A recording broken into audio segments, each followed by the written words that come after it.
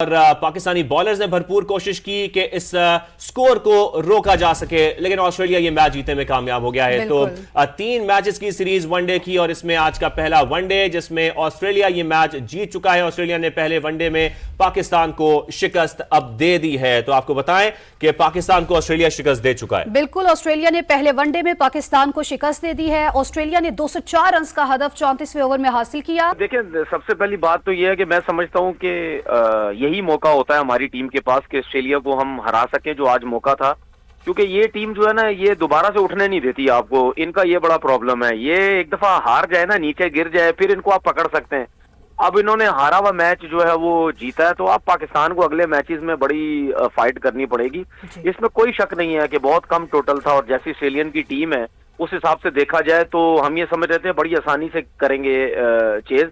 लेकिन मैं समझता हूं कि हमारे फास्ट बॉलर ने बहुत अच्छी बॉलिंग की, कैप्टनसी रिजवान ने बहुत अच्छी की। लेकिन एक चीज मुझे समझ नहीं आई कि जब हारिस रऊफ ने आई थिंक 20वां या 21वां ओवर था, जब उसने मैक्सवेल को आउट किया, मुझे ये समझ नहीं आई हारिस रऊफ को रोका क्यों गया है। उस 6 ओवर उसने किए हुए थे, पूरे जाने देते ना ओवर, उसके पूरे 10 ओवर का कोटा करवाते।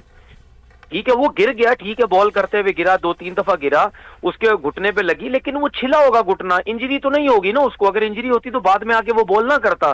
तो मुझे ऐसा लगता कि देखें, एक्सपेंसिव तो था, लेकिन जब उसने विकेट्स लेना शुरू किए तो एकदम से उनके ऊपर प्रेशर आ गया।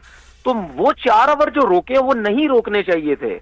उसके बाद एक और चीज मुझे नजर आई कि जाहिर सी बात है, जब आप ऑस्ट्रेलिया में जाते हैं, ग्राउंड जो है बहुत सॉफ्ट होते हैं, ठीक है ना, वो आपको ना खींचते हैं। जब तक आपको इन ग्राउंड्स की प्रैक्टिस नहीं, आपके अंदर से नसें वगैरह, मसल्स वगैरह सब कुछ खींच देते हैं। जिस तरह आपने देखा नसीम शाह के साथ हुआ, बाबर को भी क्रैम्प्स पड़ रहे थे और इस तरीके से। तो हमारे बॉलर्स में मुझे ऐसा लग रहा था कि वो टाइटनेस आ गई थी, उनके मसल्स खिंच गए थे। हसनैन को भी एंड में देखें उस तरह जोर नहीं लग रहा था, नसीम भी बाहर चले गए, तो जिसकी वजह से हम मैं समझता हूं कि ये मैच हारे। लेकिन जो हारने का जो पॉइंट मुझे नजर आया वो यही था कि हारिस रऊफ के जो ओवर थे वो नहीं रोकने चाहिए थे। ठीक है, अच्छा तनवीर साहब, पाकिस्तानी बैटर्स पेसर्स का सामना नहीं कर पाए। ऑस्ट्रेलियन पिचेस बहुत तेज हैं। आने वाले दिनों में बैटर्स को क्या हिकमत अमली अपनानी होगी कि वो पेसर्स का सामना कर सकें? देखें, ये तो हमें समझना चाहिए कि हमारे जैसा साइम हो गया या ये कामरान गुलाम हो गया, इरफान हो गया, हमारे पास कुछ प्लेयर्स जो हैं वो नए हैं, उनको बिल्कुल आइडिया नहीं है यहाँ पे इन पिचेस पे खेलने का। उसको हमने क्या करना पड़ेगा, हमें जो सीनियर्स है लाइक बाबर हो गया, बहुत अच्छा खेल रहा था बाबर। मुझे समझ नहीं आ रही बाबर इतना जल्दी क्यों कर रहा है, वो क्यों जल्दी रन्स बनाने की कोशिश कर रहा है। जब वो आउट हुआ तो उस टाइम कोई मेरे ख्याल 17-18वां ओवर हुआ था जिसपे वो आउट हुआ। 37 रन पे खेल रहा है, जबरदस्ती करने की क्या जरूरत है। बाबर को समझना चाहिए कि उसके ऊपर बहुत ज्यादा प्रेशर है। उसने बहुत इनिंग्स हो गई हैं, चाहे किसी भी फॉर्मेट की हो, 50 रन की इनिंग नहीं खेली हुई। अगर बाबर आजम 17-18 ओवर में आउट हुआ तो उसको थोड़ा सा वो सेल्फिश भी लेके जा सकता था। अगर वो 50 करता, 13 रन बाकी थे, सेल्फिश करता, कोई मसला नहीं था। ठीक है, ओवर्स बहुत बाकी थे, अपने ऊपर से प्रेशर उतारो, 50 का प्रेशर उतारो कि मेरा 50 हो गया है, उसके बाद आप अपना थोड़ा तेज खेलना शुरू करो। रिजवान ने बहुत गलत शॉट खेली, एक चौका लग गया स्विप पे, दोबारा खेलने की जरूरत नहीं है। मेरा सिर्फ कहने का मकसद ये है कि ऑस्ट्रेलियन कंडीशंस पे, बाउंसी पिचेस पे हमारे प्लेयर्स को प्रॉब्लम हुई, यंगस्टर्स को। तो ऐसी पिचेस पे यंगस्टर्स का खेलना इतना इजी नहीं है, और जो सीनियर्स हैं वो जब सेट हो रहे हैं वो लेके चले मैच को पूरा। यहाँ पे देखें, ये ऐसी पिचेस है, अगर आप यहाँ पे पहली बैटिंग करते हैं, अगर आप 250 रन भी करते हैं तो हमारी बॉलिंग ऐसी है, हम पकड़ सकते हैं। सही। और फिर हम, जैसा कि आप बात कर रहे हैं बैटर्स के लिए, और एक बाउंसी पिच है, लेकिन वहां पर हम ये भी देख रहे हैं कि नसीम शाह जब आए हैं और एक टेल एंडर आए और आकर उन्होंने तो धूम मचाई, बड़े यहां पर छक्के भी लगाए इसी पिच के ऊपर। देखिए, नसीम शाह ने आई थिंक 3 या 4 छक्के लगाए, जिसमें से उन्होंने स्पिनर्स को ही लगाए।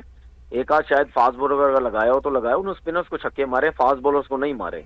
फास्ट बॉलर को खेलना इतना ज्यादा इजी नहीं है, बहुत क्रूशल उसने बैटिंग की जो 40 रन की उसने की, वरना ये मैच तो काफी टाइम से जो है वो खत्म हो चुका होता। तो हमारे बैट्समैनों को भी रिस्पॉन्सिबिलिटी लेनी पड़ेगी कि मतलब रन्स किस तरीके से करने हैं, ठीक है ना। तो नो डाउट कप्तानी भी अच्छी हुई, थोड़ी फाइट दिखाई लड़कों ने कि हमारे पास है, हम कुछ ना कुछ कर सकते हैं।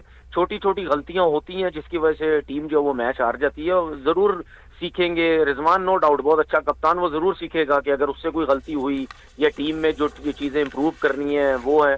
तो मैं समझता हूँ कि हो सकता है नेक्स्ट मैच में हमें कुछ चीजें बेहतर होती हुई नजर आए। लेकिन एक चीज मैं बता दूं, फिटनेस का बड़ा ख्याल करना पड़ेगा यहाँ फास्ट बॉलर्स को, क्योंकि क्रैम्प्स बहुत ज्यादा यहाँ पे पड़ते हैं, ठीक है ना, तो इस चीज पे बड़ा वर्क करना पड़ेगा इनको।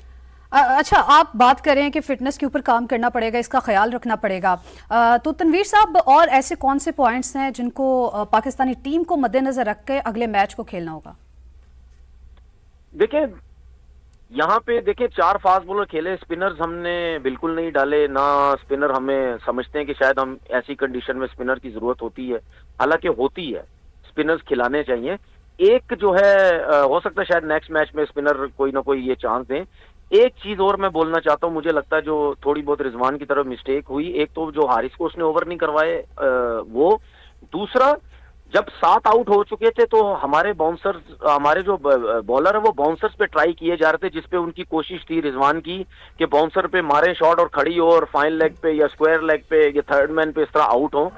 जब वो 3-4 ओवर उन्होंने बड़े कंफर्टेबल तरीके से खेल लिए थे ना, जब वो चेज नहीं करने जा रहे थे, फिर रिजवान की कोशिश हमारे साथ रहिए।